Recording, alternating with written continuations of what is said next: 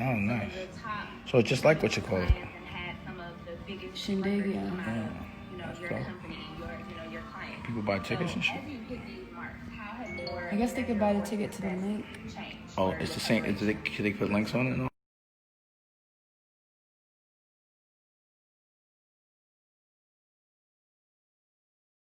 I'm not even getting on here unless it's to be productive. Unless it's to get inspiration. Things I wanted to do now, unless it's to teach some shit. Before I would take on a risky client that maybe I know it came with baggage, but now I'm older now, so I have a daughter. Like certain things I just don't want to be in certain environments. I don't want to be in smoky environments. I don't want to be like looking over my shoulder when I used to go to the mall. I don't want to be like out on the road. I was just like again, I've been working out all day, putting out new content. Hopefully everybody saw OG stories. Allows you to make more real professional, brand new content. I know you're gonna be sick of looking at reruns in a second, and nobody has the ability to make any new stuff. I'm gonna just be making some new stuff until they get hip to it. But I'm gonna be the one that's gonna be keeping the block clicking. So every week I enjoy being able to put out a new episode of something. It's like putting out a new record and showcasing creativity, and also showcasing I have the ability to be a real, fully functioning, independent television network. And we doing comedy. I had Kat and Cynthia on here yesterday. We got Memphis Will comedy. We got Taj with the therapy. We got Rocky with the health is wealth. We got OG stories. We got the scripted. We got the We Went To series. Tell us about how Rex came together. Oh yeah, so Sunny Vigil actually. So like I said, that gut instinct. And then after that, later I'm gonna go live with Smoke Dizza. Zoe, I was managing Gorilla Zoe, and we were like.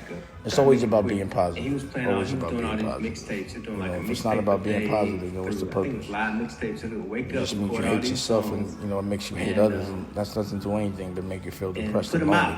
Upload them at night and put them out. I like to laugh. One producer that he kept. People be thinking I'd be like, I'm angry all day. I'd be like, nah, just when I fight, I fight. Business is business. But when I'm off business, it's all laughing. And anybody that knows me knows that. And it's about having good taste. I didn't go to Virginia because I think and being prepared, and evolving, and just trying to make yourself better every day. So in this moment, and I think we better just, realize and just face the fact, realistically, this shit is not going to stop for at least a year, I think. I'm going to go with a year. And I'm going to plan on what I'm going to do for the next 12 months under this circumstance. And let's say it doesn't take a year, at least I'll be prepared. Get him on the phone. But at the end of the day, I was like, and we met, and just let me know when they want me. I'm not missing this opportunity. In 2 minutes. All right, well, just let me know. At the end of the day,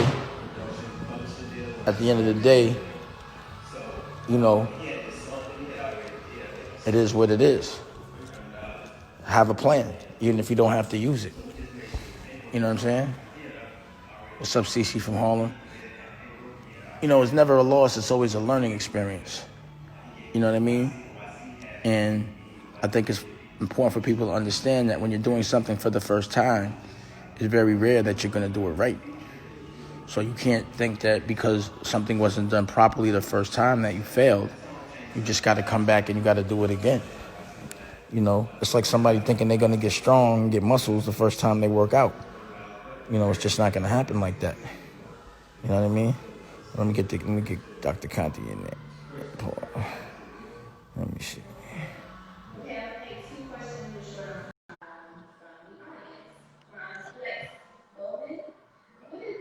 I thought you got it right, Dr. Conte. There you go.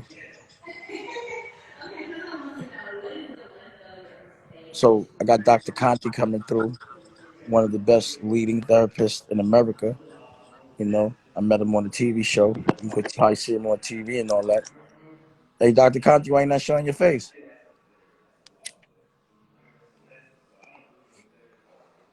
He just left. I don't know what happened. I guess it's because he doesn't understand. It's funny, we all have, he has PhDs and shit, but it's hard to work the stuff that the kids can work. It's hard like that for me too. But yeah, like I was saying, it is important to find the light, even when it looks like it's dark. That's the purpose of the dark, because it's about to be light. You just got to be able to survive till it gets light and figure out how to find it.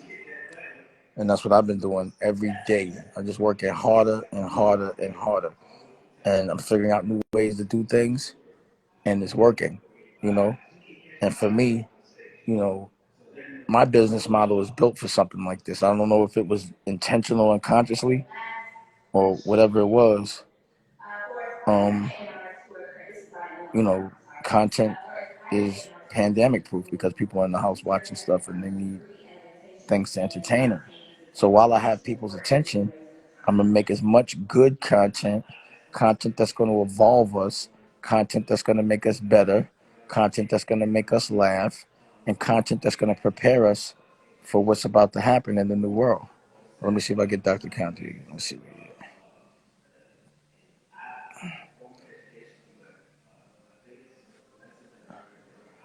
By the time I get you, I probably have to get on the other joint, Doctor. Oh, you didn't get declined. What are you doing?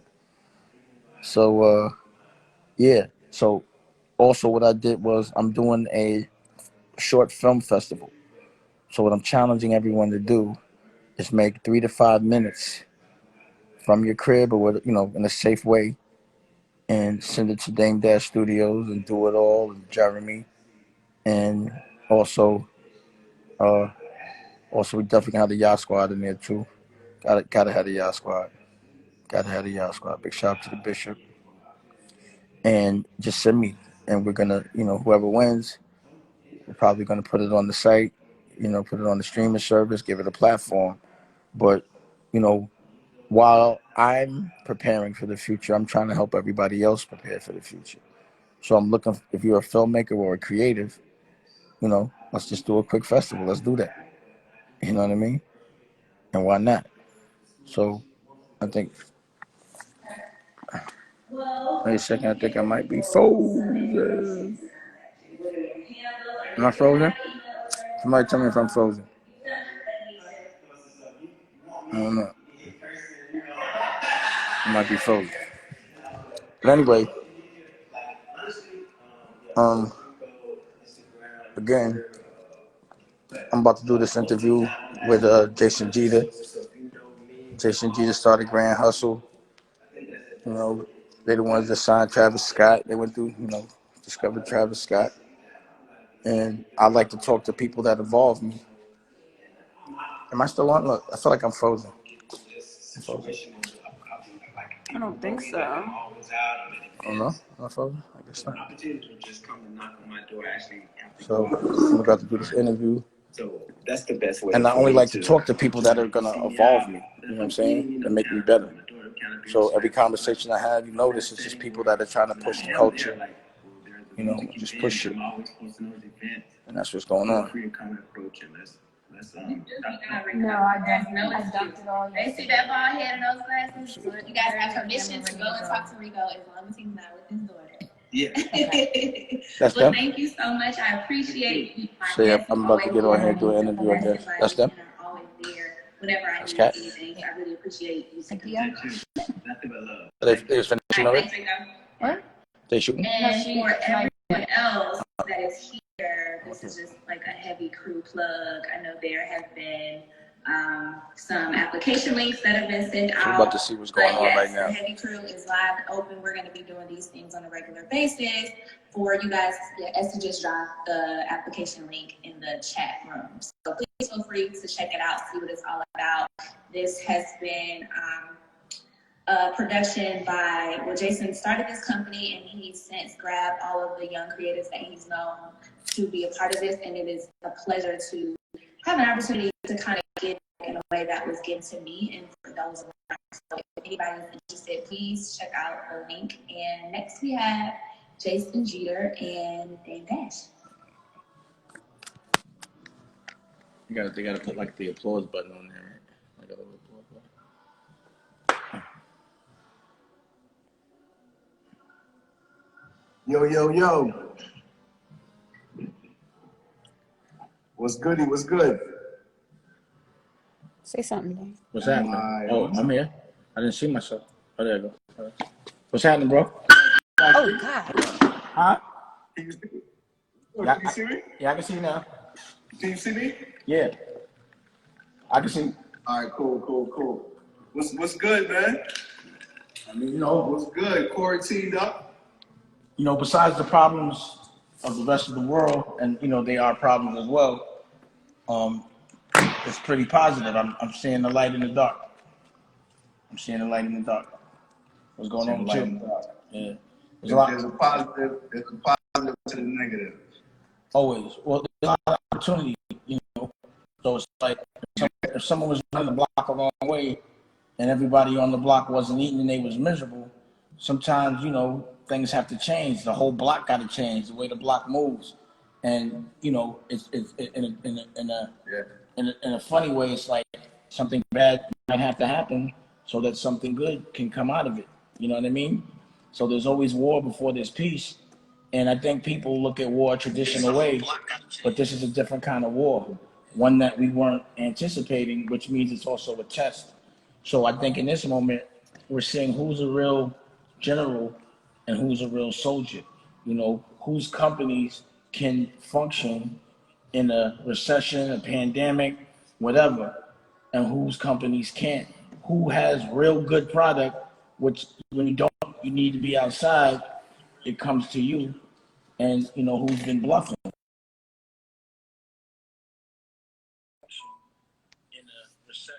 Yeah. Nah, absolutely, man. I think once we're getting right to it, right? We're getting right to it right now. Like with where we're at in the world and just the conversations that we have on a regular basis just about content, right? And content being gold and just being resilient even as an entrepreneur. Right now we're all dealing with the same thing at the same time. So now to your point, some people are going to make the adjustments, and some people are going to maintain. A lot of people are going to fall off, and some people are going to prevail. So now it's just pretty exciting, like you said, as an entrepreneur, as someone that's really kind of just obstacles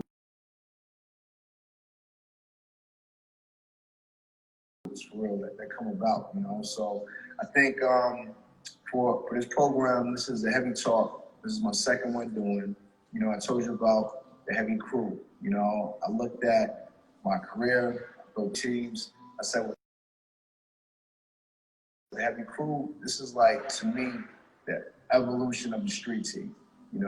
It's no more putting up flyers and posters and holding picket signs. Like, that game is over with now. Right now, we know that we have to move together as a collective to make an impact where we're all at, digitally, online, But I said I wanted to build a community, something kind of like hip hop meets LinkedIn, where just remembering when I was coming up, the conversations that I looked for, the mentorship that I was looking for, and just, still sharp and still, just for real, to find other people that are like-minded and to be able to network in that degree, So it's funny, I can't even remember how we met for real, but I remember back being at Relativity Records when Relativity and Rockefeller was in the same building, and I remember being young. My man was Hussein Fatal. He signed a deal to Relativity, so I used to go up there all the time with him On Fifth Avenue, and just watching what you got. What'd you say? On Fifth Avenue. What'd you say? It was the office on Fifth Avenue. I guess so. It was a small building. Yeah, I remember that. Yeah, Relativity was in the building. Yeah. Yep. Wow. Yep. I remember that. You know what I'm saying?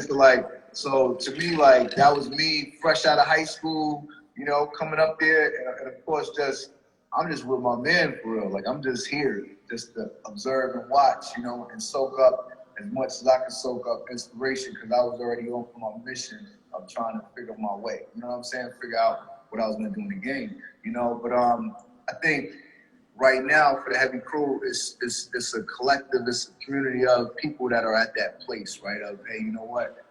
How can, I'm trying, you already know the story, So I think that right now, today, it's a special time for real, because for the first time in 100 years, a pandemic basically. So it's for the first time, everything is quiet and the playing field is really level, right? Anybody can catch this virus, and unfortunately, you know, it can go bad for us. We all know, you know that. So now, like, we all at home, we all quiet. Like, what do you suggest, man? What do you suggest to people? We always like to hear you talk. Well, as you see, based on my action, the way I see things, you know, I look at corporate as the people that have the AKs and they got the tanks and they got all of these big guns. But right now they don't have no bullets. So I feel like I got bullets. I could take them. I could walk up in there with a 22 and I think I could take the whole game. I think they're weak and I think I'm strong. I think what everyone's been doing when they have a lot, while they were spending money with big cameras, I was making content from my house.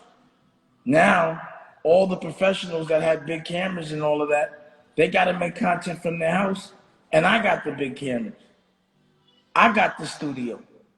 I have the ability to make new content in a very safe way. I don't have to rent nothing, you know, and I can work with who I want to work with. So to me, while they're frozen, it's like they frozen. So I'm making as many moves as I can until they thaw out, because I'm not frozen, you know? And I feel like, you know, an entrepreneur, it's for an entrepreneur, someone that loves businesses, what they love is building businesses. They love how it feels to watch a company go from 0 to 100. They love the creative process that comes with that. A real entrepreneur even loves the pain, because you can't be an entrepreneur consciously unless you are all right with defining painful or what looks like painful moments, because it always gets dark before it gets light when you're paying for your own stuff. The minute you buy something and put it in the street, you broke till you get it back, whether you hustling or whether it's whatever.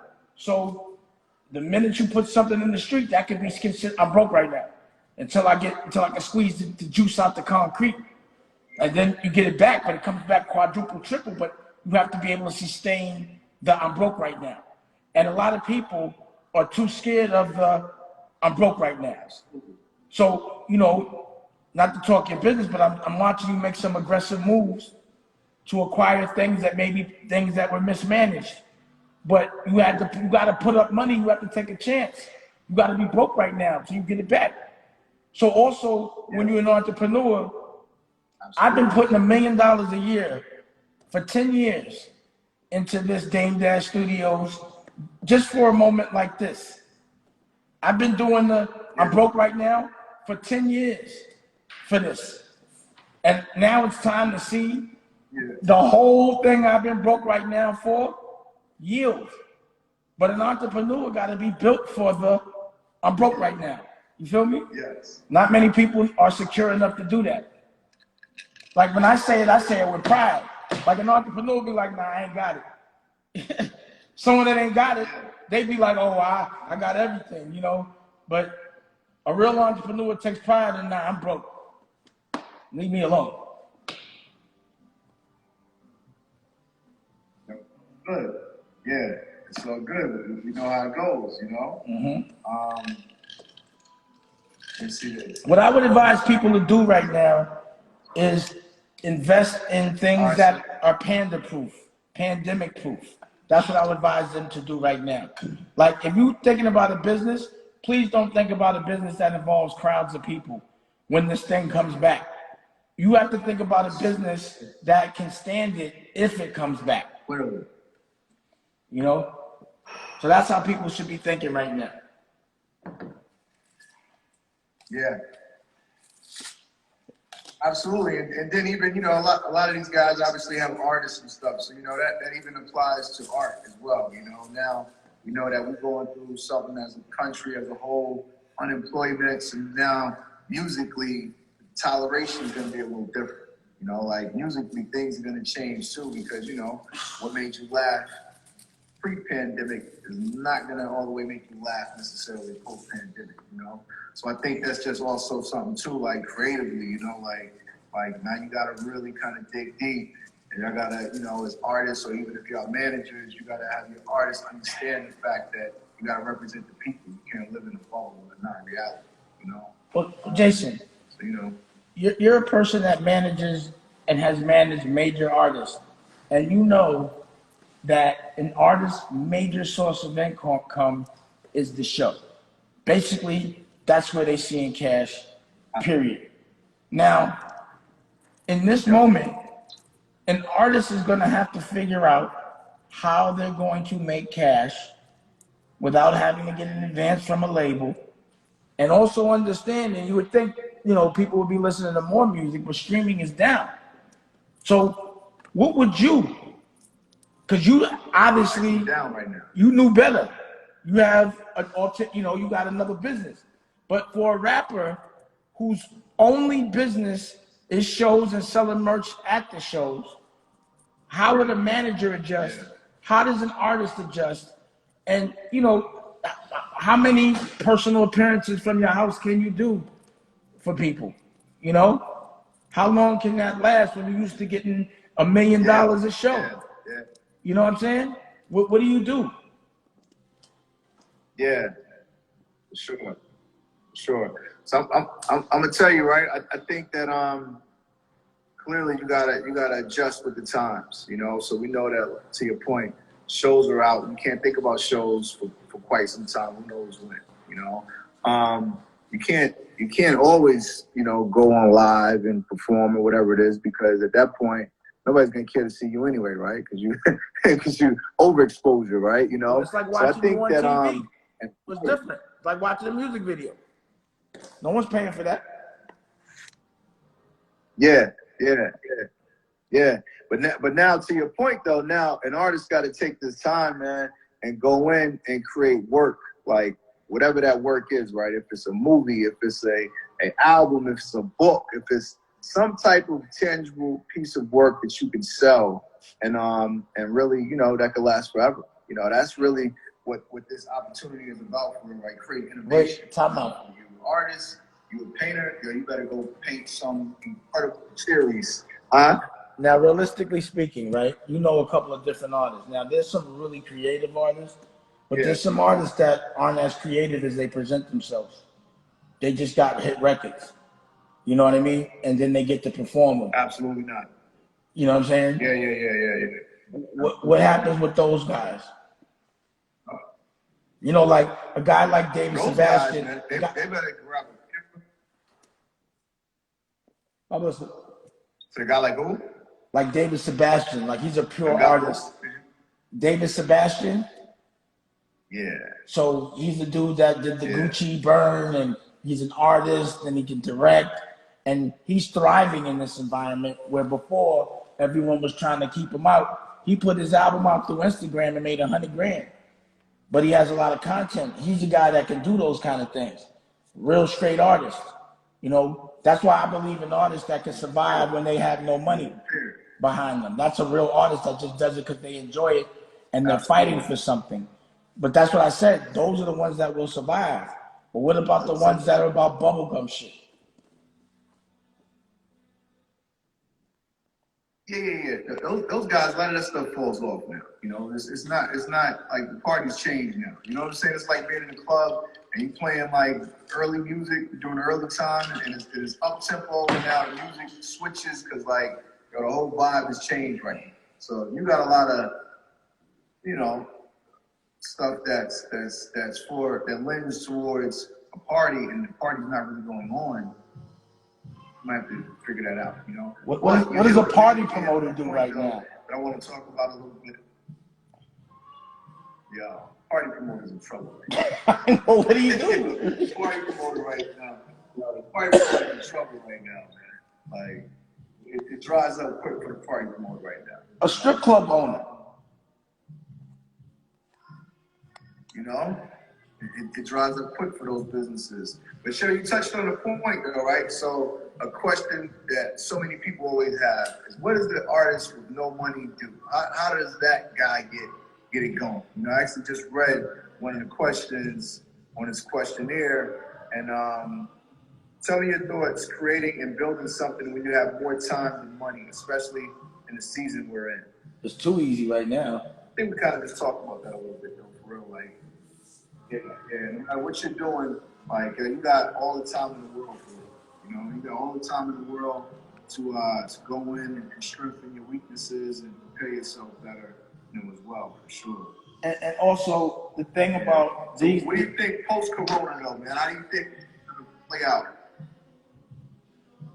Well, for me, I come out like the Rockefellers and how the Kennedys came out of Prohibition. You know, because there's going to be a lot of things in distress. There's going to be a lot of things in distress, a lot of things for sale. Whoever has cash is going to be able to buy up everything cheap. So my big play is to, my big thing is if I have a lot of cash, when this is over, I'm going to be broke because I'm going to buy everything. And then when the economy picks up again, I'm going to be back at I ain't got nothing. I ain't got it. I just bought all the movie theaters. I just bought all the hotels. I just bought everything. And then when the shit kick back up, it's over.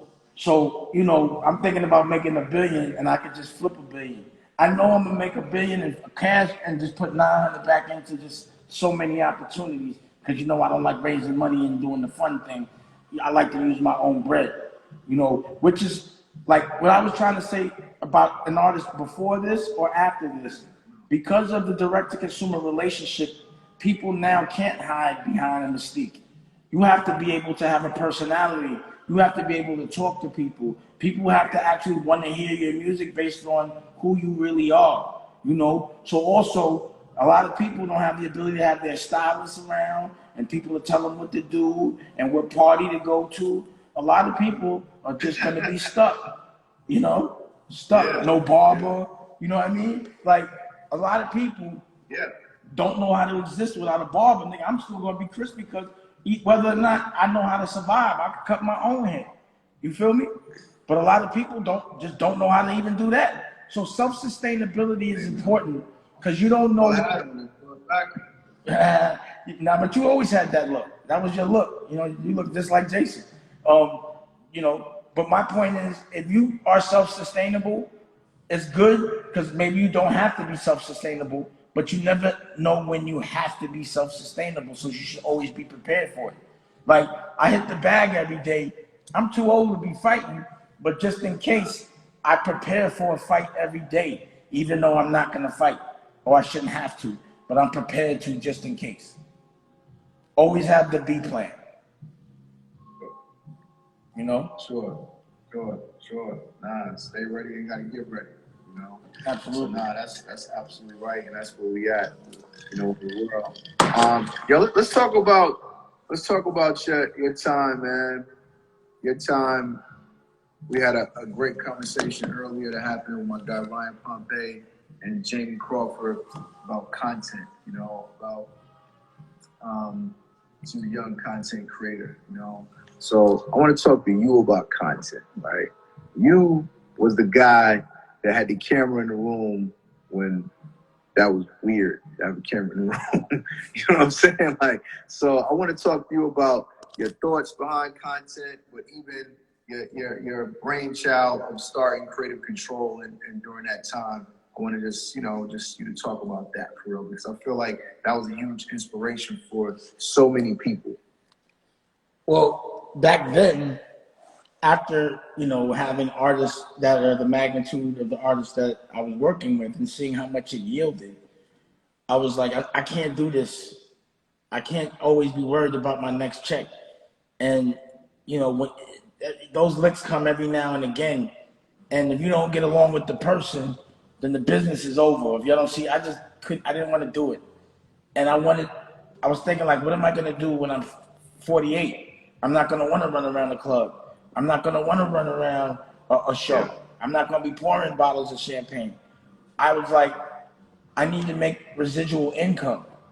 So when I started making movies and seeing that and understanding the business, that movies that were made 20 years ago still generate $1 million a year.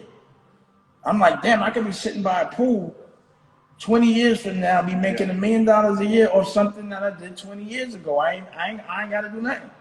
So when I started making movies, like, you know, state property and, you know, so on and so forth, I also noticed It's the best commercial in the world for every single thing.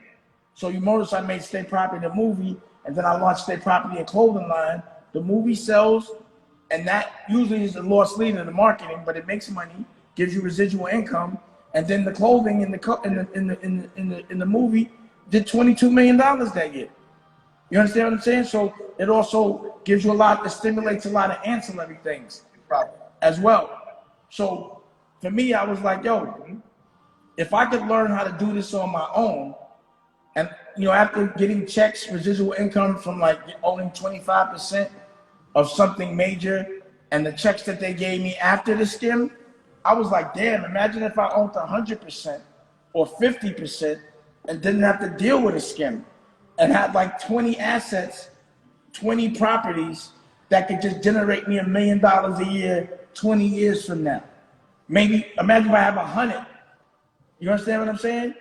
So I just decided to play a bigger game, because when you capture content, there's fashion, there's music, there's the art of the storytelling, there's the art of the way it looks. There's so many different arts. There's the art of the edit, there's the art of the way you roll it out, there's the merch, there's the video game, there's the toys.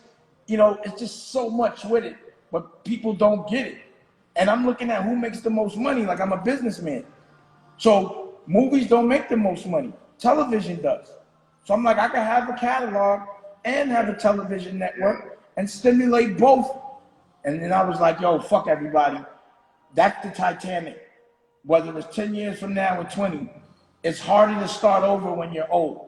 So I was like, let me be ahead of the game when I'm old. So while everybody's starting now, it might be a young man's sport, I'm already the OG of it. So it's a new business to everybody else, but everyone's looking to me for answers because I've been doing it on my own for 10 years and I can showcase it. So my point, the question, content is everything. It's residual income, but you have to make something that people want to see forever. And it's usually something that comes with a narrative, a beginning, a middle, and an end. So, capturing life as it happens, sometimes without a narrative is only cool in that moment. But you want something that's going to be cool in every moment for the next 20 years, like Scarface, The Godfather, A Christmas Story, shit like that. State Property.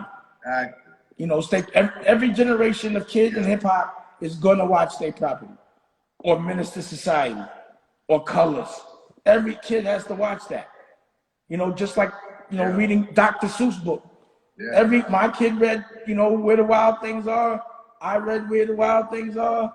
Everyone's going to read that. It's just timeless. So that's why I got into the content game. Because I should be living a jazz or an old cool life. I just didn't want to be looking like the old man in the club. Plus, I wanted to make $1 billion. A real billion. You don't want to be in the club. So are you telling me you didn't want to be 50 years old, run through the crowd and grab the bottles and bring back to the rock? No way. I ain't want to walk in the club. No way. No way. No way. I can't even think of. I couldn't even fathom that right now. That's like saying I'm gonna pitch nickels with crack on the block like I did when I was 16. I just can't see it. Yeah, of course. All right, but the whole movement, B72, creative control, the Black Keys album, Black Rock. Those were my funnest times, bro. Blending all of that stuff together, buddy. That was like what? That was when I got to showcase who I was. So with Rockefeller was an element of who I was, and that was the only element that was in Rockefeller.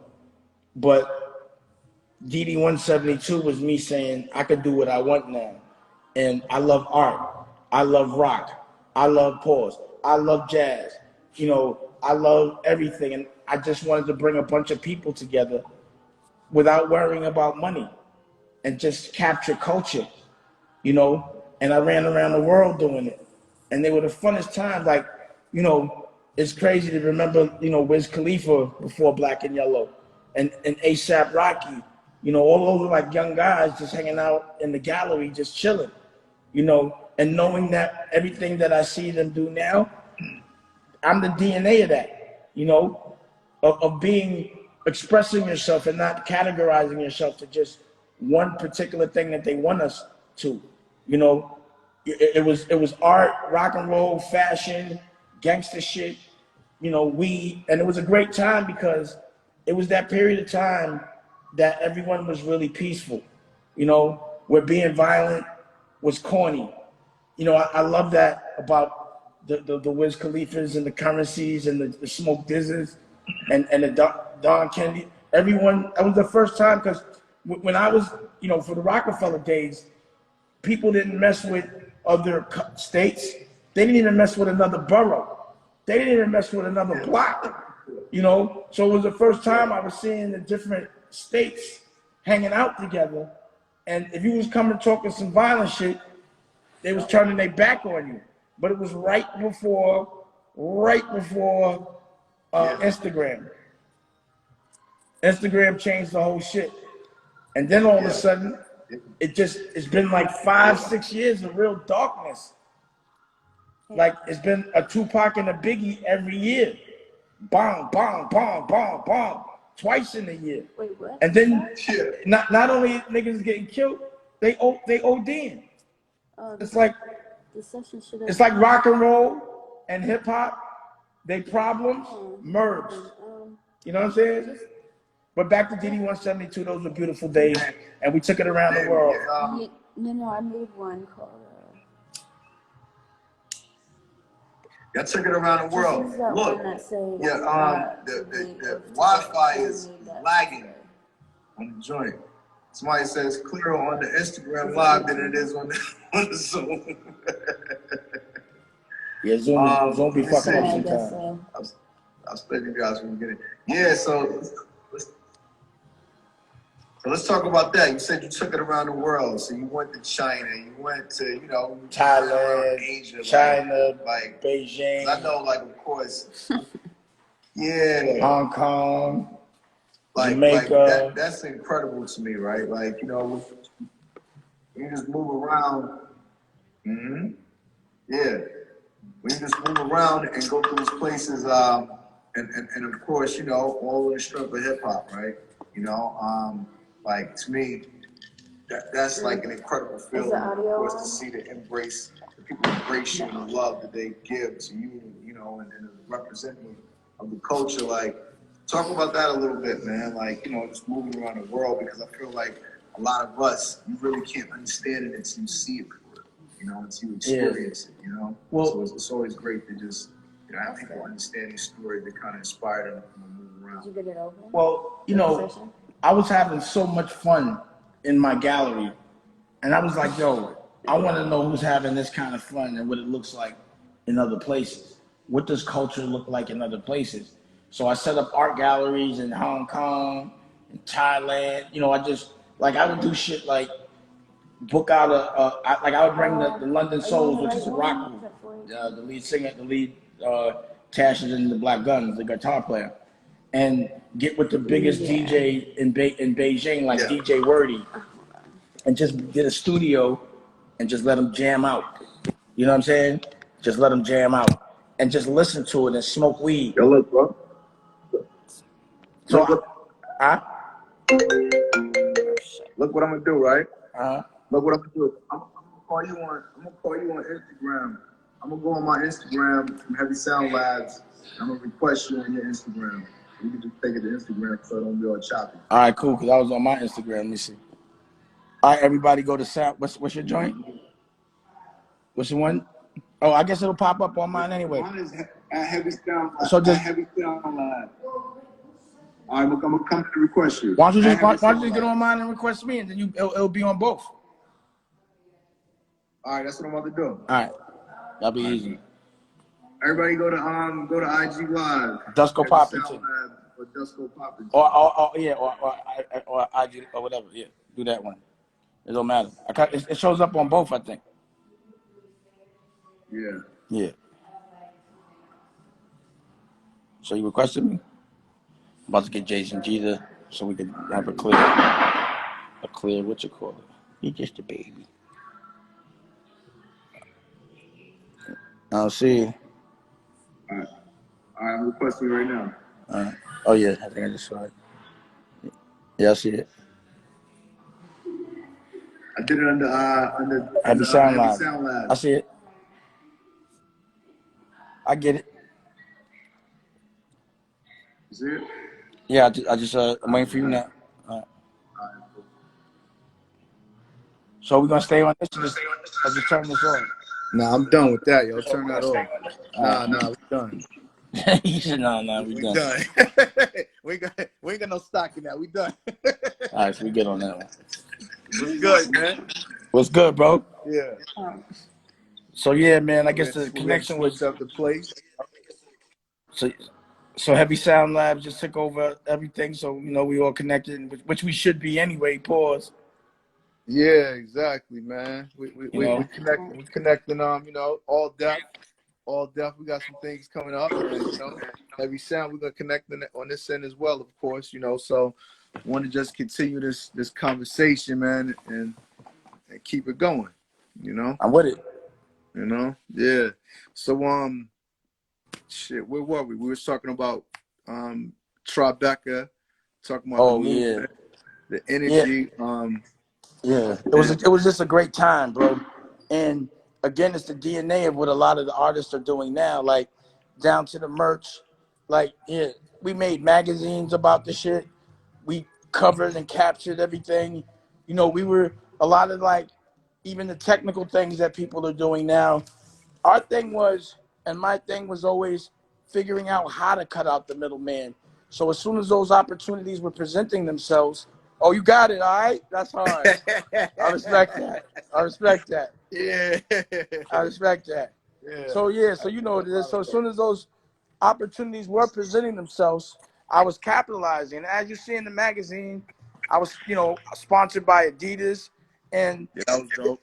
At that time, Adidas couldn't even understand all the assets that I was generating for them, to the extent that they created departments and looked at me as like the guinea pig on what they needed to make for their company. And then that, ended up being the Kanye deal and all the other things that happened. Yeah, sure, of course. So you I understand culturally that what that time meant, but it was a big deal. Pardon? Yeah. Nah, for sure. Right? Yeah, so that was the time, and it would be good to see it happen again. Nah, I'm gonna come back around and buy that building. Which are you talking about? The building you had in Chinatown? What building? Nah, the other one in Tribeca. I actually want to buy that one too. I'm buying both. Want to Tribeca? Yeah. That one was hard. Yeah, that was tough. That was a tough building. Yeah, that was like, that's all you need, right? Like, that was like headquarters for real, just and of course being independent entrepreneur, self-contained. Like, I got a building right in Atlanta right now, right in East Point. Same thing. 8,000 square feet, building out studio space, content space, office space, and just cook up and just be as contained as possible. Well, the thing that never made sense to me as a person that ran a record company is, why did everybody outsource everything and spend so much money doing it? So basically, I catered my building. I was like, instead of like spending all this money as a label, it would make sense to make all the content, own all the cameras, have editors in-house, have a studio in-house. Like, why not have a one-stop shop? And you would save so much money. But the reason why is because then there's no scam. That's why. Yeah. It's definitely that. And let's be honest too, it's definitely, when artists are leading the way, artists want the biggest, the best, the biggest. But let's be honest, when you're the entrepreneur and you like, yo, hold up, I'm looking at the numbers, like, I gotta do what makes sense for real, right? So, they kind of make you look like the guy that's not the most glamorous, just because of that. And it's understandable, from the artist perspective, but from the business side, it's like, yo, you have to find a common ground. Line? What's the bottom line? Yeah. You got to be really swaggy to understand how to make the artist comfortable, and make Yeah. yourself financially comfortable at the same time. Like, Yeah. you know, you're a guy that opened up art galleries in Atlanta, and you have retail and clothing lines, and Sure. ran around the world just like me. You do a lot of white people shit on the low. You know what I'm saying? Hey, I You're mean, you're, you're more New Balance than Nike. You know what I'm saying? I Than don't even wear Adidas. Nikes. I don't even wear Nikes like I that. know you're a New Yeah, Balance kind of guy. real talk. I haven't worn. I mean Jordans, but other than that, like I haven't worn a pair of Nikes, like Nikes, bro. You're like a, you know what I mean? So Like about 15 years for real. you're like that kind of guy. You know you're Yeah. that dude. I But mean, I like to do my own thing, man. I like to, like you got New Balance on, it's a comfortable shoe, but then you got a fly New Balance on. Ain't nobody else in the room got your shoe on. right. It is what It's it definitely is. it's a particular, like, you got to be a black belt to know how to Yeah. do that. You know what I mean? It's a different kind of spot. Yeah. It's good money. Yeah, But yeah, yeah, so yeah. you know that's always been my thing. Cut out costs, but not make the artist uncomfortable and have a good time, man. And that's what DD 172 was and Yeah. is. So, you know that's I've always had a building ever since I left the music business. It's never not been a Yeah. building. So whether it Yeah. was like you said, with the building in Chinatown, with the building in Burbank, or the building in Yeah. Tribeca, That's it's real. always gonna be a building. You know That's what I real. mean? That's real. It only makes sense.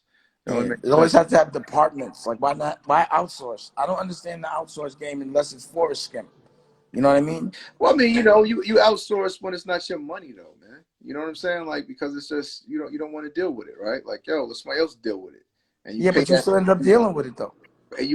premium to let somebody else deal with it. So I mean, it's just a different business model. Like, think about this, right? One video back in the day would cost $1 million for real. That's Yeah, back in the day. absolutely, And I absolutely. would say, yo, for one video, I could have a full staff for 12 fucking months, Yep, and buy the cameras, have a building, and make all of that shit all day long. yep, One video. absolutely. You understand what I'm saying? And those videos, back then, I feel like half of it was recoupable to the artist. So after a certain point, all that shit was going on the artist back. Yeah, So also, it did, like, an artist might not realize that, but it's like, bro, yeah, all these marketing costs, certain of them are recoupable, but a lot of them aren't. And you need to know which ones are, so that when they're yeah. overspending and they're acting like they're buying you lunch, you don't understand that you really buying them lunch. Like, when you think you robbing them, they really robbing Yeah, you. And yeah, you're like, yeah, oh, absolutely. he got the credit card. So I they got it. spent Yo, we went to Mr. Chow's. Yo, we Mr. Childs and all that. And it's like, nigga, you paid for it. You don't even know. yeah. Yo, went And to then you Mr. thanking Chow's him on you, for it. bro. You thanking him for it. Like you're Yeah, his friend absolutely, because he's spending your money on y'all. absolutely. So that's the thing that I was always trying to make artists aware of. Like, what are you doing? You're spending your own money. Like, Yep. I would tell an artist, do you understand your recording is recoupable? Certain marketing expenses are not.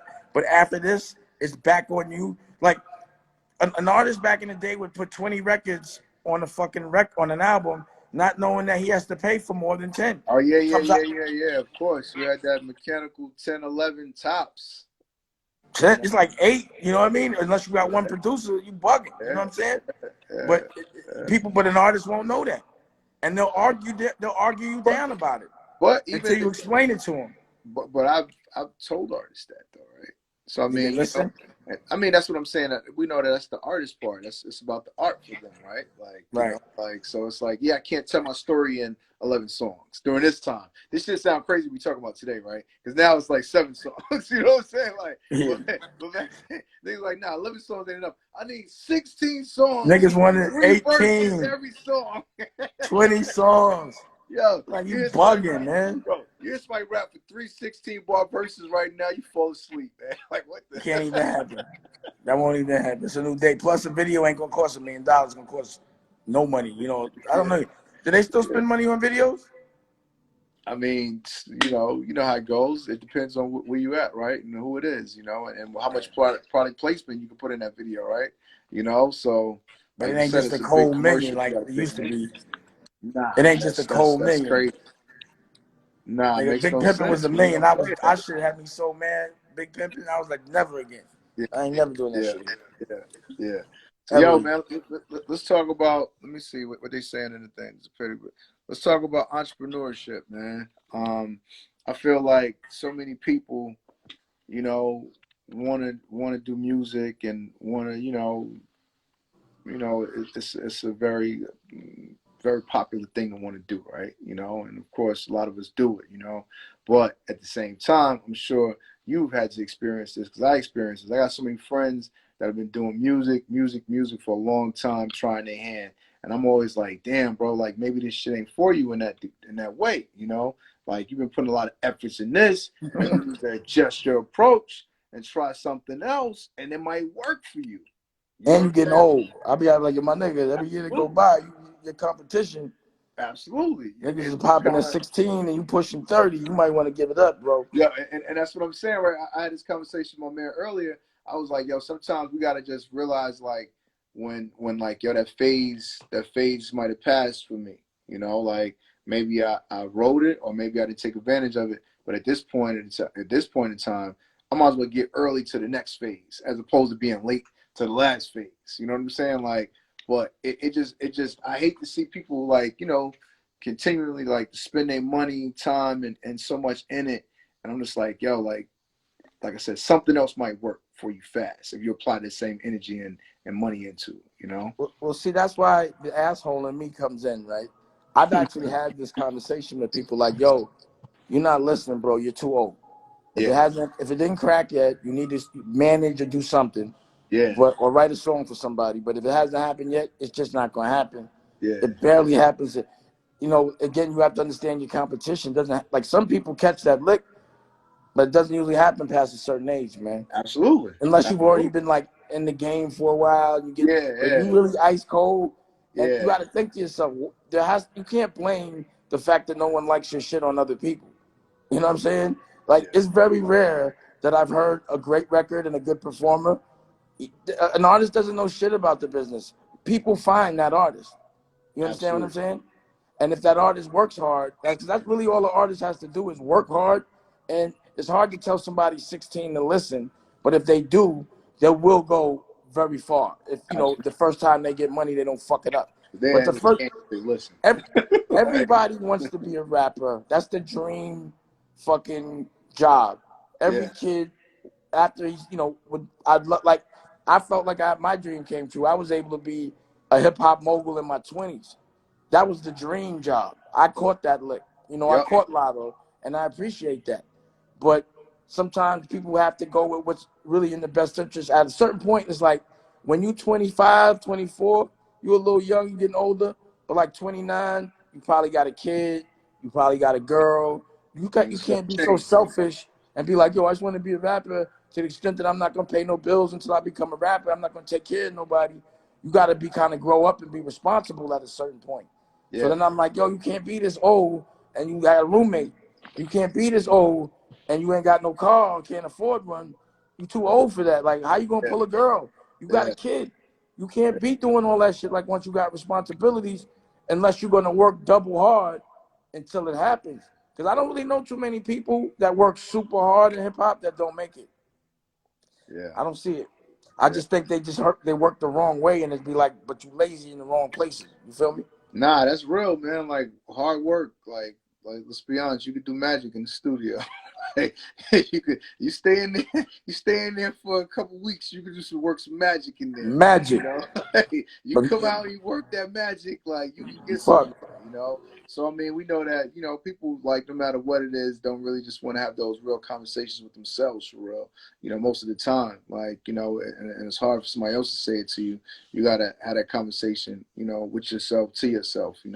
I see people on the comments talking about producers though. So to me, like you said, like you have a company, you gotta have a studio, right? A studio to create at, be it visual content, be it music. That's like your kitchen. Like, I gotta be able to cook up somewhere, So like, let's talk about producers for a second, man. I feel like originally, obviously, out of Rockefeller came Kanye, came Just Blaze, like I don't even know like who else, but like producer wise, like talk about that element. And I don't think did you have a publishing company?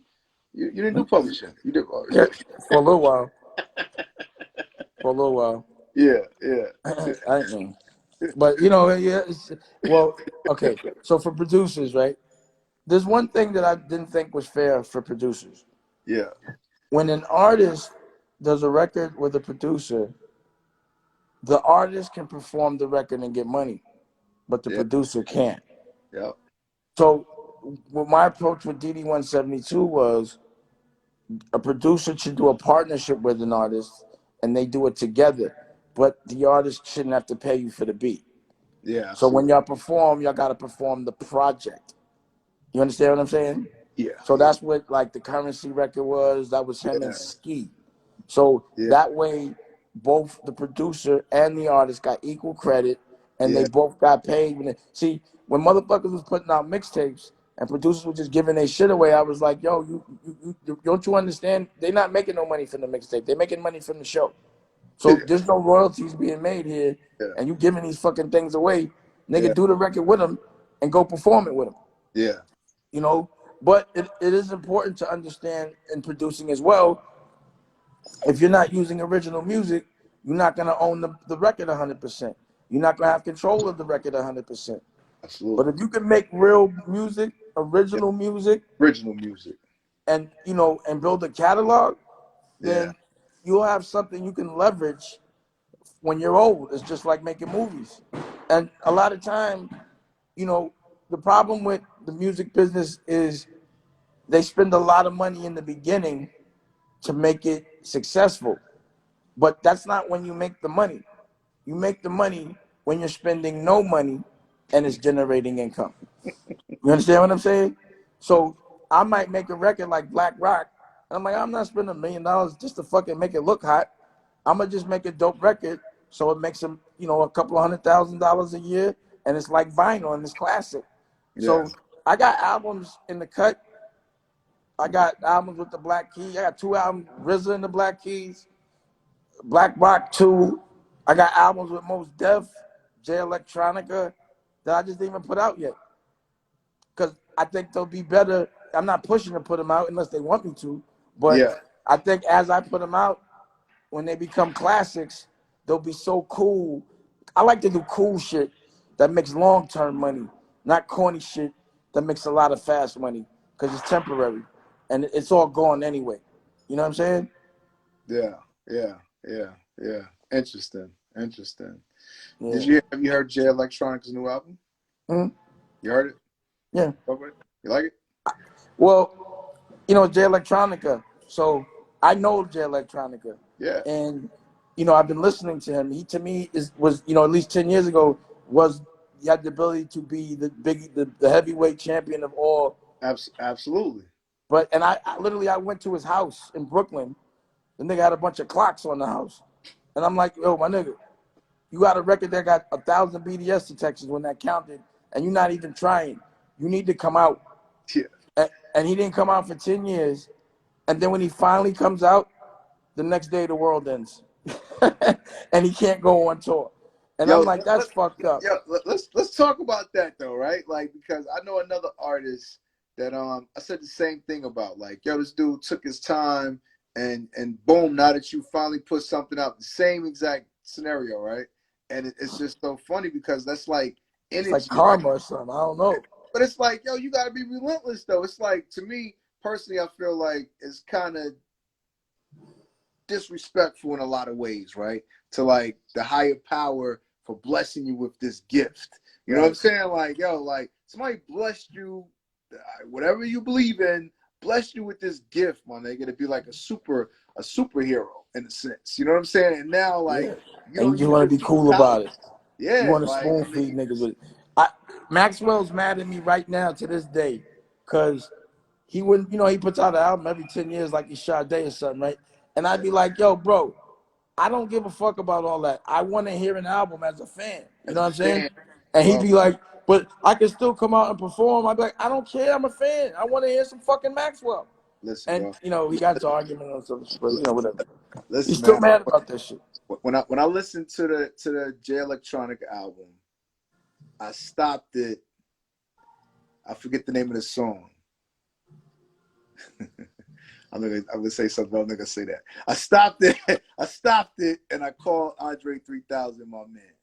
You know what I'm saying? And I'm like, yo, what's good? Like, that album made me want to hear him rap. You know what I'm saying? I'm like, yo, like, what's up? Like, he like talking about the quarantine. Yeah, it's crazy, yo, the world. I'm like, yeah. Have you heard this album? Like, what's up? Like, I want to hear you rap right now. Like, you know, and I'm trying to, you know, and that's his whole thing. Like, I'm just like, come on, man. As a fan, like, yo, bro, like, it's disrespectful to like No, that. Andre 3000 was disrespectful because he wouldn't perform. He wouldn't let nobody see him live. Yeah. That's disrespectful. I was like, damn. Yeah, but sometimes they don't look at it like that. You know what I'm No, they saying? don't look at it like that. Because I mean, of course, they got whatever they battling through or whatever they dealing with. You know what I'm saying? But you know, it's hard because obviously, you know, for us to judge that, right? Like, yo, man, you got like 1 million people out here just want to see you just do what you actually said you wanted to do, though. That's the thing, right? No one's going and trying to get you to do something that you didn't want to do. And then once everybody loves you, you be like, you I don't started want to do this it. thing, man. Yeah. I hate that shit, man. Like, it's like being famous and saying you don't want to fucking sign the autograph. Like, what you get famous for? Yeah. You know that's what comes with it. Those things are tough as a fan, you know, but, you know, everybody's human, you know, so everybody has challenges and stuff like that, you know. But it's just tough, you know. But to me personally, that goes back to content, though, right? Like, yo, even if you're dealing with something, yo, figure out a different way to deliver the work. You know what I'm saying? Like, because, like, this is what you created. You created the demand for your work, you know. Now you got to figure that out, man. You know, now you got to make the adjustments, you know. So I feel like that's when people really should be just being innovative when it comes to content and getting into VR and just doing some type of experience that's like, oh shit, I was at home and I experienced that. You know what I mean? Yeah. Man. Well, what you saying? Now I'm trying to read this. What is that? What's all the bullshit? Now I was reading some of these comments. What these people talking about, man? I was seeing a lot about Andre. So let's talk about Dame Dash Studios, man. Well, Dame Dash Studios is to me like Disney Studios. You know, I create my own content. I own all the cameras. I do scripted, you know, and I also distribute it. It's also where the signals go out for the over the air. And, you know, it's just like DD 172, but the television version of it. Like um I looked at DD 172 more like music, you know what I mean? And that's when I was putting out, you know, an album a month, you know. And I looked at Poppington was more geared toward fashion. I was focused a little more on fashion in Poppington. And in LA, you know, and that's why they all have different names, because it's like each gallery that I've opened up, my point of view or my focus has been on different things. But DDS, you know, we call it DDS 33, is actually where I'm focused on movies and television, and that's really mostly all I'm doing. Like, I have fashion departments in there, I have my music department in there, but it's about doing what everyone else is doing, but at a better professional level. So like I was saying, the thing is, everyone's going to be now making content from home. What's going to be different? The difference is my shit's going to be professional. Now, before, everyone had professional shit, you know, and it wasn't like you could do something from home. The tables have turned. So it's like my spaceship, and it took me to the future. And now I'm going to, you know, at least try my hardest to capitalize off of every opportunity that's being presented. And it would be disrespectful to the opportunity if I didn't step it up right now. So right now, I'm working double harder. I'm putting out more content. You know, I'm really testing the spaceship, because I've been building the spaceship just so it could fly in a circumstance like this, or even when there's not a circumstance like this. So when I come out of this, or rather when we all come out of it, I'm still going to only be shooting with 3 people because it's cost effective. You understand what I'm saying? I can do just as much as I was doing with 10 people with 3 people. And it might have took this to have me have confidence in it, but I have confidence in it. You know, I know that it makes sense to own the cameras. I know it makes sense to own the lenses. I know it makes sense if you're making content to have a space. See, the only thing is, before I also was using it as a venue. You know, it's 6,000 square feet. So Yeah. when I did shows, there would be people in there. Yep. And I had a gallery, like, you know, I call it a gallery. It's a sound stage, but I call it a gallery because I got art on the walls. Yep. And I would have gallery openings. But all that shit is over. It's over. Yeah. It's over. So I don't even know if I'm even need all that space. So that's why I'm like, let me get as much out of that as possible right now so that something could get going where I might even need it, because I don't need 6,000 square feet to tape 3 people. You know what I'm saying? Yeah, man, that's where I'm at with my building right now. You know, I got my building. Like, I got the architect on the jack. Like, yo, what's up? What's the revision? I'm like, I don't know. Somebody need this building. Yo, but I mean, it just makes you think. You know, just like it's just hard. There's so many unknowns. You know, so many unknowns. Yeah, so many unknowns for real, man. What about, let's talk about these antennas. You know, now you're putting these antennas in the air. Of course, I've seen a couple people do this hustle before. Matter of fact, it's something that's up for sale right now that my man told me that we need to talk about. It's a small independent company, TV company network that's on like quite a few markets though. Like, over the air? Yeah, over the air. It's in like 50 markets or something like that already. Yeah, let's talk about it. Nah, yeah, I'm gonna find out the name of it and let you know about that. Like my dude from All Deaf was just telling me about that other day. Yeah. Somebody asked what's up with our coup. Yeah, see, anything new with a coup? We doing a 420. We participating in this 420 fest that Currency's doing with All Deaf tomorrow on alldeaf.com. It'll be like a live conference, doing it all day. And a coup, we're dropping a collab with Al Harrington's brand, Maven. You up on Al Harrington's cannabis brand, Maven? The artist Al Harrington? The former basketball player.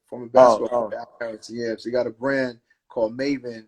He's in like 4 states right now. He's in California. He's in Oregon.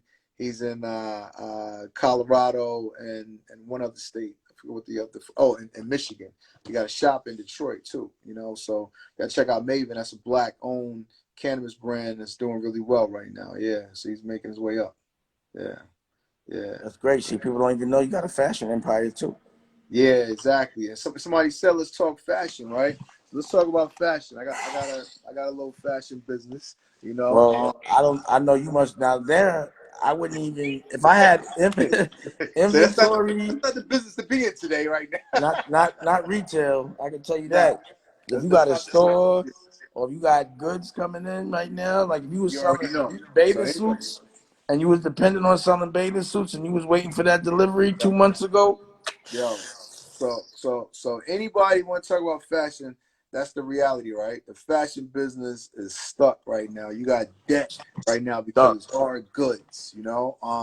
So you know, first and foremost, that's a direct reason why it's good to keep a diverse portfolio. You know what I'm saying? So you keep those octopus legs. You can always cut one off and then grow back. Absolutely, got to have an octopus leg. Because I'm in the fashion business, but if I was only in the fashion business right now, I'd be sick. You know, for real, man. Shit, if you was only in the music business, you'd be sick. If I was only in the music business right now, I'd definitely be kind of stuck a little bit, you know. But you know, we building community, so that's the dope thing with Heavy Crew. You know, we're building this big community of music lovers, you know, people that can talk and learn and become a social utility. Like I said, this is going to be like a hip hop meets LinkedIn, you know. So if everybody's listening, you can go to heavysound.com.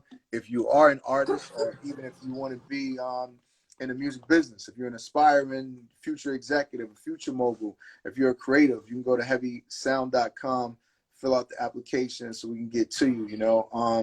And tell me about Poppington University, right? You know, I've been seeing it, and we was laughing on the phone the other day. You say, yo, people doing what you was already doing, you know. You was doing the Poppington University, you know. You've been building it, doing the seminars. My man Kenyatta doing the hip hop motivation, doing all of that. So how's that been coming along, man? Where you at with that? I mean, you know, I still do it. every now and again. But again, it's going to be a pretty oversaturated market right now because everyone's doing all of these things. That's the wave. Absolutely. And, you know, but I have all my schools on Dame Dash Studios. I tape them all. But what I used to do is, you know, I get 100 people, not more, and I would just let them ask me whatever questions they wanted to for like 6, 7, 8 hours. Because, you know, once I start smoking and drinking, you know, I like to talk. So, Yeah. you know, we talk and kick it. And no one will walk out of there without a personal conversation with me. And again, it's just to really evolve us. You know, I teach as I learn. So I never think I'm making or going through a rough time as a mistake. I think it's a learning experience, not only for me, but for people not to have to feel the pain or whatever struggles that I have to feel, because a lot of people can't handle that shit. Yeah. You know what I'm saying? Yeah. So that's the reason why I do it. And I just wish that someone in the game, because you know what I noticed, right? And I'm not saying no names, I'm just saying in general. I don't hear no billionaires giving classes about how to, all these so-called billionaires, why they not teaching nobody how to get a billion? You know? I Yeah. don't see them. I'm not talking Yeah. about one, I'm talking about any of them. You Sure. know? Well, to Sure. me, if you really got a billion, then you would know how to tell people how to get it. But if you're saying you got it and it's not a real billion, then you can't go and be like, yo, this is how you get it. But I'm showing you how to get a billion as I get it and when I get it. And I'll be like, yo, this is how you could get a billion. You So, know? so let's pause right there in the real sense. Pause. Let's go back to me, like we started talking about the fashion business, and I want to say this, right? And you probably, I'm sure you don't remember this, but you had an office, and I think it was Tommy Hilfiger's old office. Oh, I remember that shit was 70,000 I mean, a month. I know you remember your office, but I came to check you at your old office. You know I think I remember that. and you know, you try to stun on me and take me around this beautiful office and show me everything, right? You're like, yo, this is where I'm doing this, and I got CEO over here, I got this over there, got that over there, and I'll never forget. I told the story a bunch of times, like, yo, you walked me in like a closet. It was like an attic type closet, and you're like, oh yeah, this is my girl, she Rachel. Well, this is thing right here, and yo, the room was like, yo, that was the office of my crib. no, this is in the office. Oh, yeah, she always have a closet. Yeah. I always had an artillery, like a place to sew, you know. Yeah. It was a military setup, but it was so small though, man. And to me, I walked away and I was like, yo, as soon as my shit get popping, we get a clothing brand. And that was it right there for me. Like, yo, nigga, like I'm gonna figure it out. Like we get a brand. Like as soon as we get to that point, you know. But that shit is cash intensive though, bro. I mean, yeah. I mean, It's fun as fuck though. It's fun. Yeah, it's a different era now, you know. And that's what. If you look at fashion as an art and the lifestyle and everything that come with it, like if you enjoy the process, you know, you love it. But, you know, economically speaking, if you don't have, you know, cash institutions, it's not the easiest game to play because you got to lose a lot before you gain. You know what I mean? Like you got to build a brand. So like with Rockefeller and Not Cool, we were lucky enough to build our brands through our music years prior to. But when someone's starting in fashion, no one's going to buy a brand unless it's just that, a brand. So that means it has to exist for a while. It has to be consistent. And if you don't show consistency, then you're here today and gone tomorrow. You don't want to be a fad. You want to be a brand, which is why, you know, I can say it. Cool is still existing and Rockware is not. And that's because the partners, you know, see eye to eye on things. But it's funny because big companies. So I cashed out though. yeah, I cashed out. Bro, we didn't cash out the way we were supposed to cash out. You know. Again, I cash out. You know when you're gonna know when I cash out? When I'm not trying to do something else. When I just put it up. But see, I don't think so though. You know what I'm saying? I think that, you know, like you said, when you're an entrepreneur, man, it's a sport too though. You know, so that's why I don't really believe that for real. I think that when you get some bread, now you just kind of get some more goals. There's levels though. There's levels. Like put it like this. I made a lot of money with, not to me it wasn't a lot of money, right? But once I made a certain amount of money, I stopped coming outside. You understand what I'm saying? I was like, yo, I ain't got to do this no more. So instead of being in clubs, I built my own. Instead of building, you know, going outside and being fly for outside, I was like, nah, I'm gonna get in, you know, I'm gonna make sure my house and my offices are like compounds. That's why I always got buildings. So I don't have to deal with people. I've been social distancing since then. So if I get to that next level, it's gonna be a different kind of sit down. Trust me. I'm gonna still be in the game, but And you're see gonna that, see me like a different kind of sit down. You and feel me? that's all I'm saying, bro. Richard Yeah, I'm Branson gonna still be still out doing here something though. working. Yeah. Like Richard Branson having a hell of a time, but he's still Yeah, getting like I'm his gonna try to stuff, go to right? the moon or something. Yeah, for sure. Yeah, like come Definitely on, trying man. that game. Yeah. That's what I'm saying. It's just levels, man. But that's Love what makes people, you know, that's what makes people keep going and getting there is that drive. Like that's what people really don't understand. I think like a lot of people think they're gonna do something when they get there. Nah, bro, this is why you get there. You know, like because of that passion that's in you, and it just don't turn off for real. You know, the beauty is being able to have enough bread to do whatever you want to do. And you know, to move through life like a chairman for real. That's the goal for real. like a chairman. Oh yeah, move through life Definitely. like a I'm chairman. glad you. I'm glad you said that because people don't even know that term, Yeah. chairman. They don't. They stuck now CEO. But that's Nah. why my new title is chairman. You know, because I got a lot of companies and I have CEOs for each Yeah. company. You Yeah. know, Yeah. but people also really don't understand that. See, in the music business, the game is to get a check from somebody. It's not really so much about physically selling a product. It's about somebody giving you an advance against something. It's always an advance against something. It's always an advance against something. You know what I mean? Yeah. Even these Live Nations deals, they give you a big advance and then you got to go work it off and you give your ass up for it, all 360 of it. You know what I'm saying? And it's just really, I just feel like if we can make a certain kind of bread on our own, it won't be no more bubblegum shit. And that's just what I'm just trying to do, bro. And that's what I'm gonna do. You know what I mean? And I'm gonna lead by example. And you know, I think this is the perfect opportunity to just do that. And that's what we're doing in this game. You know what I'm So, saying? so, so let me ask you this, right? What about for aspiring directors, producers, whoever's at home? Can they submit you content to upload to Dame Dash Studios platform? How So does I that just work? made an announcement that I'm doing Okay. a short film festival. Okay. Okay. So I want to see people make 2 to 3 minute, 2 to 5 minute joints, That's dope. send it to me, and from there we'll judge it, and then we'll take it from there. Okay. I like that. Nah, that's what's up. Yeah, That's what's up. Because, you because know, I've already shot a short film during yeah, the quarantine in the house yeah, because I got the cameras. But yeah, I shot. It was about Nicolette. It was like a horror flick about a spider that's been terrorizing Nicolette. A Daddy Longlegs. It's called Daddy Longlegs. Hey Nicolette. It's called Daddy Longlegs. yeah, yeah, yeah. So I want to see what other people will do. I want them to push themselves.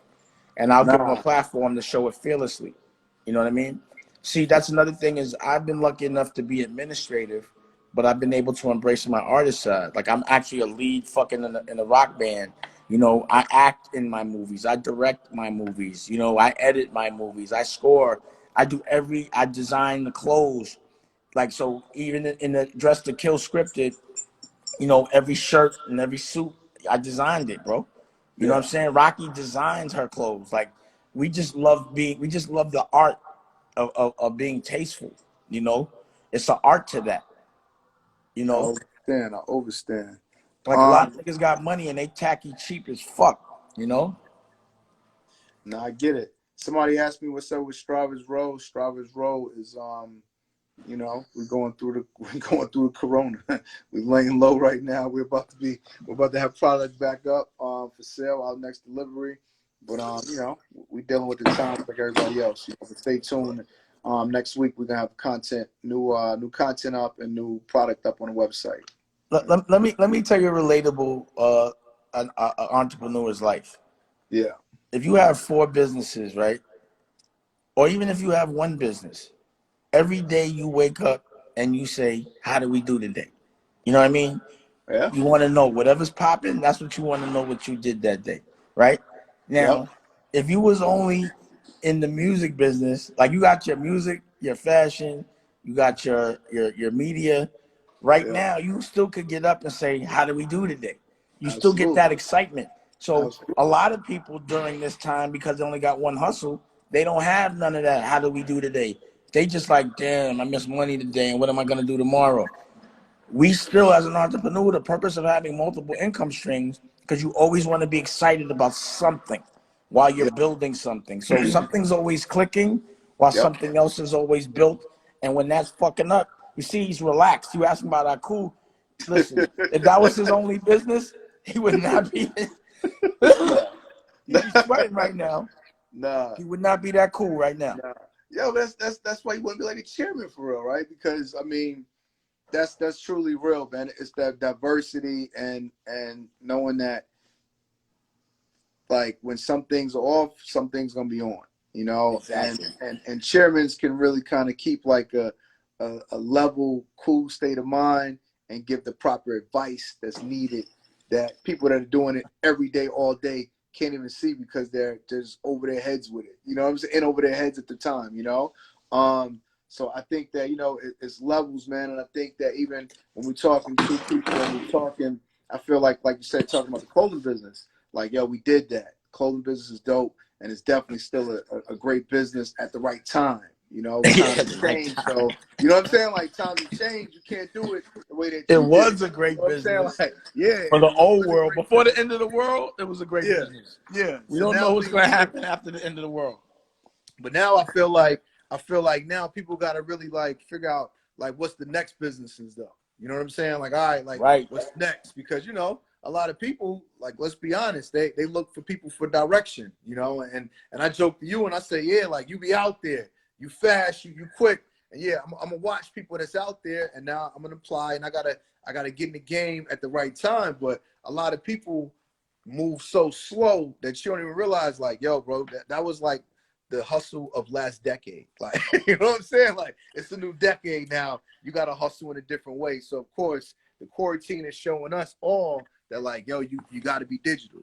You know, you can't be top heavy. You can't have all of this all this overhead. You know, you can't have all of this weight on you. You got to be able to adjust. You got to be able to make these moves, but you have to be digitally. So, you know, for me, it is really funny, like, to have this website, heavysound.com, that I've been telling artists, yo, anybody can go to this website, heavysound.com.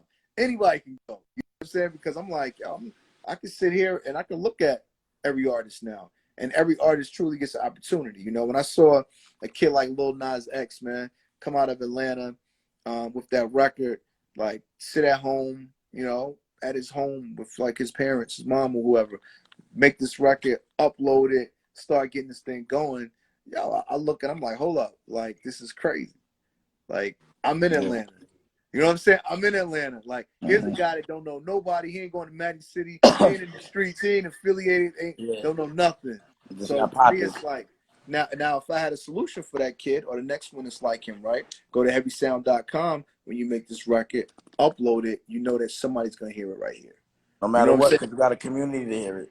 No matter what, we got a community here. Right. You know, now it's like, yo, the evolution of you know, of the game in general, redefining what a record label means, you know, and really just taking all of this and making it digital, you know. So to me, I think that that's really what's super important, man, for like our culture. Is like, we know people do what they see as working and winning, you know, but like, you got to look further and see more things too, though, because it's a lot of shit that's working and winning, you know, like, that people don't really see, you know.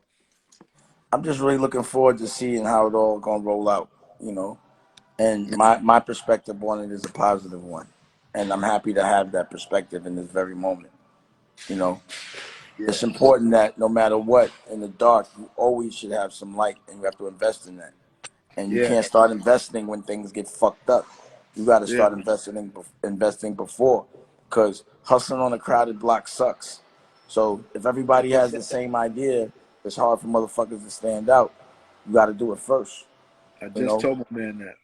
So Dave, somebody says, my guy, he says, where do you see yourself going from here? Like, what's next? What's the next, you know, winning, defining moment? And I think that to me, talking to you, you know, I think it's really kind of truly like accomplishing the television game, perhaps, or you know, okay. That's it. That's my dream, to be Disney, to have my own television network, and to be making programming, and to be giving other storytellers from my culture the opportunity to tell the story the right way, and to be able to benefit from it on the equity side, you know. is to change the game so that we have options. See, our problem is we have no options. You know, there is no like, oh, we can't go here. We'll just go to our own family. We don't have a network that looks out for us. You know, and that's why we have to keep throwing us under the bus. So until there's an option for us to say you can either go dark and give up your ass, but if you don't feel like it, you can come here, work a little harder, but you'll walk away with equity. You'll tell the story and it'll happen faster. You know what I mean? You know, the upfront check, that's what people can't get hypnotized by. You know, they sell their whole entire ass for a paper bag. And you can't do that. You know what I'm saying? You got to think about Yeah, we've seen a kid with the upfront check, man. it's hard to get a kid not to take that upfront check. It was hard, man. We know, and that's the reality too, right? Let's be honest. Like most people, you got in good for a minute because it's super hard, and it takes a special person to walk away from more than what they currently have. You know what I'm saying? For the better good of the future for real. Like we know that takes, oh man, that's a tough thing, you know. So at the end of the day, if you don't do that, which most people don't, and you make it, you gotta make it, continue making it long enough to renegotiate. You know what I'm saying? Like, because that's the other reality, right? Like, yo, you gotta make it enough to renegotiate, you know, if you don't make the right moves in the beginning, you know. So each level is definitely difficult. Well, that's why I'm hoping that if I can make a couple of people rich, you know, and lead by example, and if people look at the people who have, you know, listened to my model some way, they're all considered very wealthy. So I don't think my model works. So it's almost like sometimes when you talk to people, and it's like if you can't even listen to like factual success, then you're a fucking idiot. And I might not need to be working with you anyway. You know what I'm saying? But that's the reason why I started social distancing so long ago, because it wasn't that Corona was contagious. It was the stupidity that could be contagious. So sometimes, you know, it makes sense to stay away from certain industries if they're filled with fucking dumbasses, because you'll think being dumb is all right. And you'll think robbing yourself is all right. And you'll think saying another man owns you is all right. And that just was not the game I could play. And again, if you can't see by the different industries, from comedy to fashion to music to movies, how many people that I gave game to that took it and ran with it, which they should have, then you should listen. Period. So let's talk about that for a second, right? I saw somebody made a comment and say, yo, Damon and Jason made a lot of men rich, right? Let's talk about that. Like that's a real statement. You know what I'm saying? It's not a lot of people that can say that, right? They're like, yo, you know what? Yeah, I helped a lot of people get rich, you know? And knowing that, like, you know, that is also a level of confidence clearly that it gives you, right? Like, you know what I'm saying? It's like talking to, it's like two people talking, right? And someone talking to me as they bought their house as my neighbor versus me talking to them as, yo, I built my house from the ground up. You know, it's a different level of confidence, right? Like, yo, I can walk away from this house and I know how to build another one. Like, it's whatever. You know what I mean? Like, so to me, like, let's talk about that, man. That feeling, that level of confidence that gives you alone. Like, yo, if I help this motherfucker or this person or that person, let's be honest, a lot of times it's like, yo, this, you know, they might have had this part, but they was lazy on that part and I pushed them. You know, just the level of confidence that gives you as a person, man. Because like I said, a lot of people can't say that they helped anybody get rich. You know what I mean? Like, but to be able to say, yo, I helped multiple people get rich, man, it's pretty dope. You know? Yeah. I mean, you know, number one, I think the reason why that happens is because that's been my agenda. So when I work with somebody, unless they get rich, I don't get rich, right? So even on a selfish level, you know, that's one agenda. But after it happens, you know, it's hard for people to question you. Like before I made people rich, I talked shit and they thought I was crazy. If I didn't have the resume, the feathers in the cap that I have, then people would think I was crazy right now. You understand what I'm saying? So it feels good to help other people. it doesn't feel good when they betray, you know, the honor that you built to get to that place. And me and you both know it happens a lot. You know, you've been lucky enough to be in a relationship that's been sustainable over time, and that's great. But most relationships don't. Nah, You for know? sure. And having the ability to make yourself rich and other people rich, it definitely gives you the justification to give advice. You know, it definitely gives you the justification to tell someone that hasn't done it not to really talk so confidently. And you can say that confidently. Yeah. You know what I mean? And it Yeah. also gives you the clarity to know when not to fuck with someone and to know when someone's not going to listen. You know, when it's going to be a waste of time. If that one little check is going to be worth it long term, it usually isn't, because it takes too much energy and time chasing behind someone that really doesn't have any logic in their brain and they're completely selfish. Nah. Yeah. Nah. Without a doubt, man. You're not, don't, excuse me, you're not about to vacuum right here, right? You give me a minute. You know what I mean? Yeah, man. Nah. So good chopping it up. Good chopping it up, man. Want to go get me something to eat. I can dig it. Me too. Me Yeah, too. for sure. I'm about to go live. I'm going live with Diz in a little while. You The know, word. yeah, every second I've been working, man. I've been Yeah. doing more because, you know, more people are more receptive to doing these kind of things now Of because course. that's all they have to do. Of So, course. you know, I've always wanted to do all this shit with everybody, but, you Yeah. know, people were busy doing the old world shit. But now that Yep. there's a new world, I'm comfortable doing this shit because I've been doing it and I'm happy. I've been like, yo, I've been here. Yeah. Nah, I feel you. I feel you.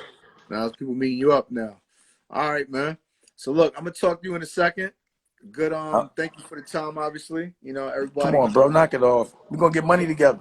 We showing Absolutely. culturally how black men, real men, can come together, and when we come together, how much we can make, and we can really give options. So you're building a media empire, I'm building a Absolutely. media empire, and in a couple of years, you know, our conversations are gonna be so much evolved, you Yeah. know, and we're gonna Yeah. see who's gonna still be in the game and who's listened and who did the thing right, and Yep.